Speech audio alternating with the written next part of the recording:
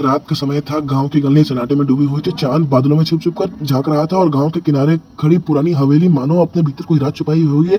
उसी केवल हवेली के पास एक छोटा-सा घर था जहाँ रहती थी अनामिका। साधारण सी लड़की थी, लेकिन कुछ महीनों से उसका बदलाव बदलने लगा था। कभी देर रात तक हँसने लगती, कभी आईने में देख खड़े होकर किसी से बात करती। उसकी माँ ने पूछा, बेटा किससे बात करती हो? अनामिका बस मुस्कुरा देती, वो मेरा दोस्त है माँ, तुम्हें दिखाई नहीं देता। फिर एक रात उसके पिता खेत से लौट रहे, उन्होंने दरवाजा खोला, उनके पैरों तले जमीन खिसक गई। अनामिका छत से उल्टी लटकी हुई थी, बाल जमीन तक लटक रहे थे, आंखें लाल, होठों पर डरावनी मुस्कान। अचानक उसकी भारी मर्दाना आवाज गूंजी, ये घर मेरा है और ये लड़की मेरी है। गांव में चर्चा फैल गई, सब बोलने लगे अनामिका चिढ़ पड़ी पर चीख पड़ी, जिनका साया है इतनी भयानक थी। खिड़कियों के शीशे टूट गए और अंधेरे में उसकी आवाज गूंजी, तुम मुझे नहीं निकाल सकते, ये लड़की अब मेरी है।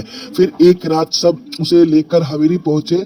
जर्जर हवेली के बीचों बीच अनामिका कांप रही थी। अचानक उसके शरीर से काला धुआं निकलने लगा और उस धुएं से निकला एक लंबा चौड़ा जिन, लाल आंखें और राक्षसी हंसी। उसने गरजकर कहा, कोई इसे मुझसे नहीं छीन सकता है। मौलवी ने पूरी ताकत से आयतें पढ़ी, जिसने हवेली हिला दी। दीवारें बेटी को छोड़ दो, लगी छत से गिरने लगी। वो धुएं में आईने में